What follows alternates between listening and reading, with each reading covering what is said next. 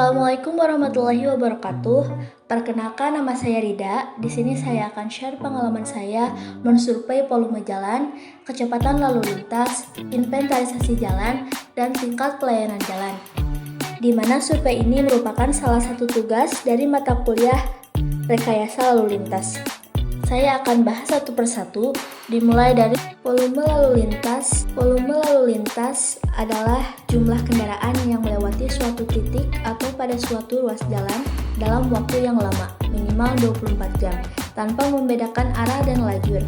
Segmen jalan selama selang waktu tertentu yang dapat diekspresikan dalam tahunan, harian atau LHR, jaman, dan subjam. Rate of flow atau nilai arus adalah volume lalu lintas yang biasanya kurang dari 1 jam tetapi diekspresikan dalam 1 jam.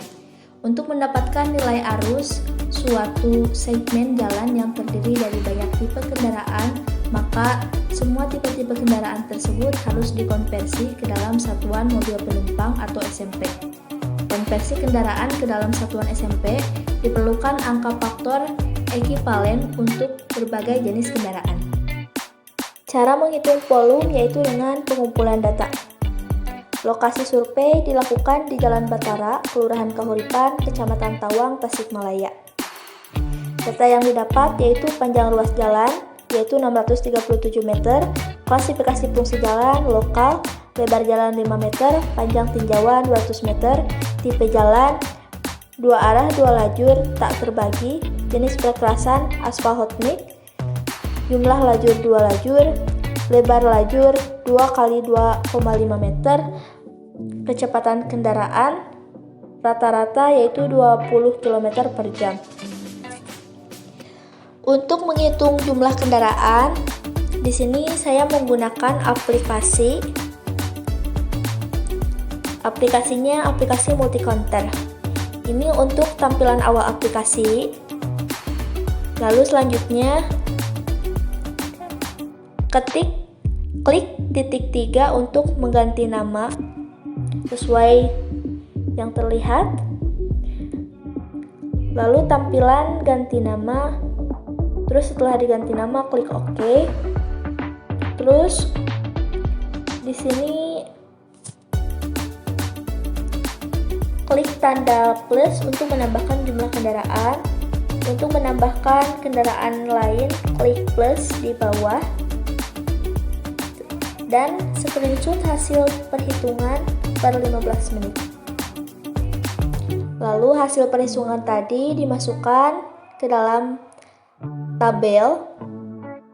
Di sini hasil perhitungan yang saya lakukan dari jam 5 sampai dengan jam 6. Selanjutnya perhitungan volume lalu lintas dengan rumus EMP atau ekivalensi mobil penumpang, LP atau kendaraan ringan dikali jumlah LP ditambah EMP kendaraan berat dikali jumlah kendaraan berat ditambah EMP motor dikali jumlah motor ditambah sepeda dikali jumlah sepeda, mendapatkan 1 dikali 58 ditambah 1,3 kali 12 ditambah 0,4 dikali 1678 ditambah 0,8 dikali 23, hasilnya 763,2 satuan mobil penumpang per jam. Kecepatan setempat atau spot speed yaitu kecepatan kendaraan pada saat diukur dari suatu tempat yang ditentukan dalam suatu aliran lalu lintas yang bergerak. Setiap kendaraan mempunyai kecepatan yang berbeda sehingga aliran lalu lintas tidak mempunyai sifat kecepatan yang tunggal, akan tetapi dalam bentuk distribusi kecepatan kendaraan individual. Dari distribusi kecepatan kendaraan secara diskrit, suatu nilai rata-rata atau tipikal digunakan untuk mengidentifikasikan aliran lalu lintas secara menyeluruh. Ada 2 jenis analisis kecepatan yang dipakai pada studi kecepatan arus lalu lintas, yaitu 1. Time mean speed atau TMS, yaitu rata-rata kecepatan dari seluruh kendaraan yang melewati suatu titik pada jalan selama periode waktu tertentu. kecepatan terdistribusi dalam waktu sedangkan lokasinya tetap. Yang kedua, space mean speed atau SMS, yaitu rata-rata kecepatan kendaraan yang menempati suatu segmen atau bagian jalan pada interval waktu tertentu. Untuk pengukuran kecepatan, saya menggunakan aplikasi Speedgun. Fungsinya yaitu mengukur kecepatan benda-benda yang bergerak seperti kendaraan bermotor, sepeda, orang berlari, dan lainnya. Kita bisa mengetahui kecepatan rata-rata dari suatu yang bergerak tersebut. Nah, untuk cara menggunakan aplikasi Speedgun, yaitu pertama, harus punya aplikasinya. Bisa didapatkan di Google Play Store. Yang kedua, buka aplikasinya. Nah, maka akan ada tampilan awal seperti ini. Selanjutnya, yang harus dilakukan pada saat hendak mengukur kecepatan rata-rata yaitu dengan menginput angka perkiraan jarak smartphone Anda dengan objek yang akan diukur. Tampilannya sebagai berikut. Setelah selesai menginput angka perkiraan, maka tekan OK. Lalu arahkan kamera smartphone pada objek tersebut, maka akan terlihat kecepatan rata-rata dari objek yang bergerak. Sudah didapatkan. Untuk jumlah motor 920, jumlah mobil 20, jumlah truk kecil 8, jumlah sepeda 12, dan totalnya 960. Data ini didapatkan pada saat pengumpulan data untuk volume. Ini diambil dari jam sibuk, yaitu pada pukul 5 sampai 6 sore WIB. Untuk menentukan sampel, terdapat rumus N sama dengan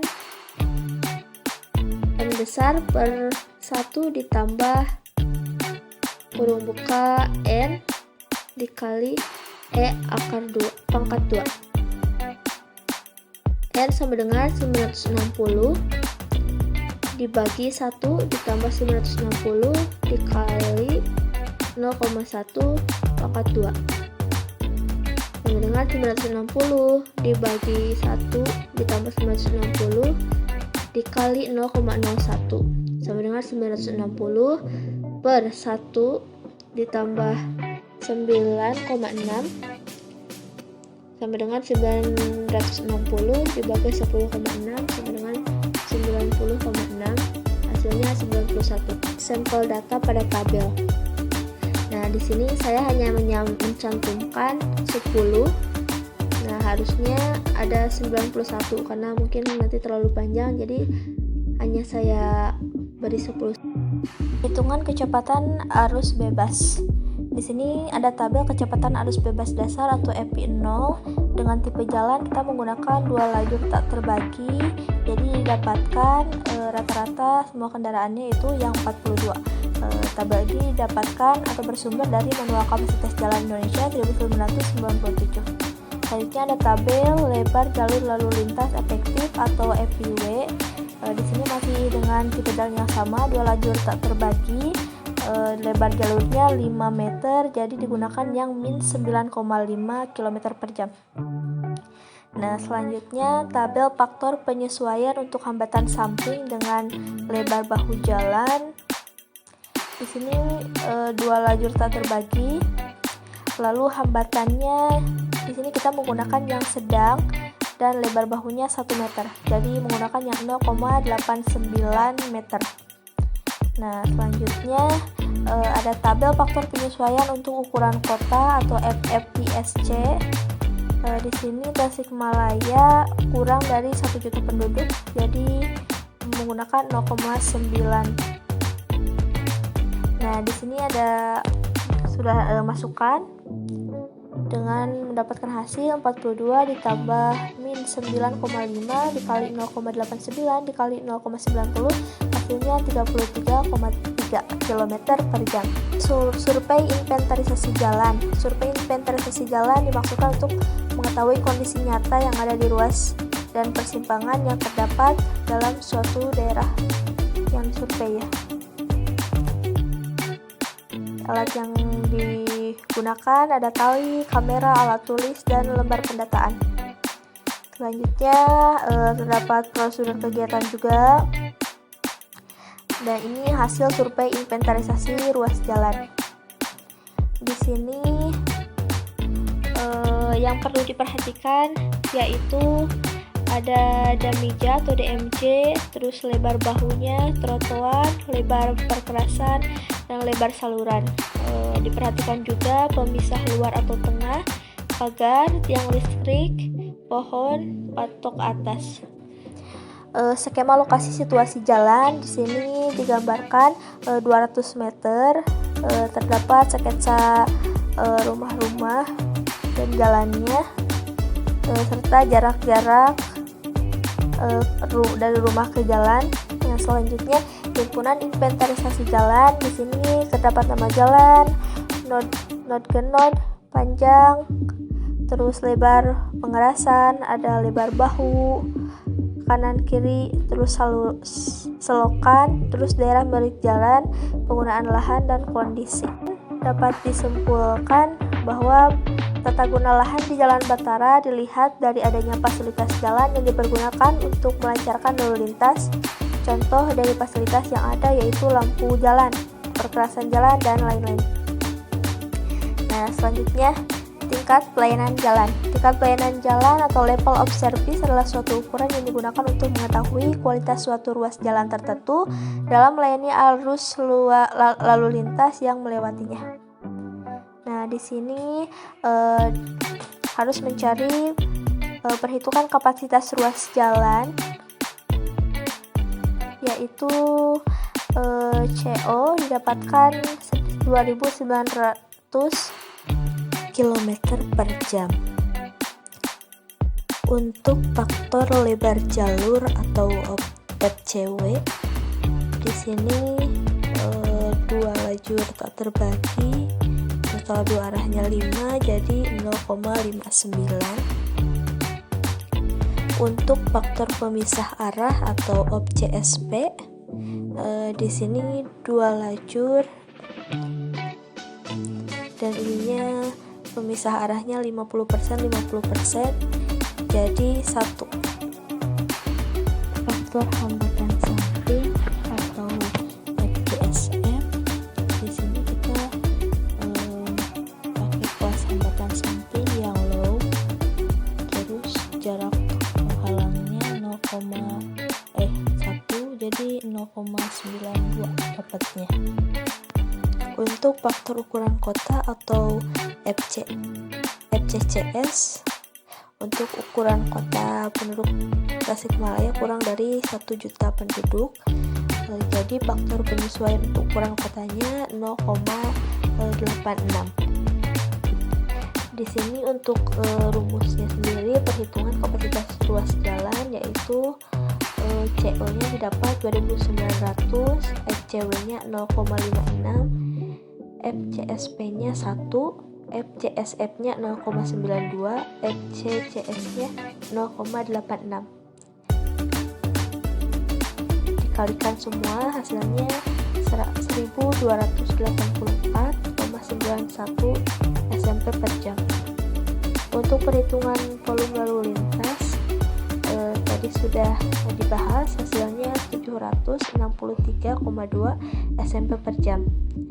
Nah, untuk perhitungan PC ratio, rumus dari PC ratio sendiri yaitu volume dibagi kapasitas.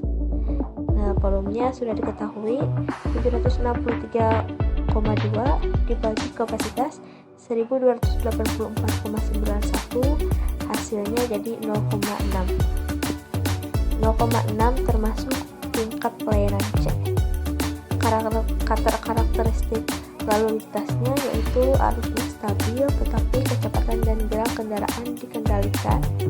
Pengemudi dibatasi dalam memilih kecepatan.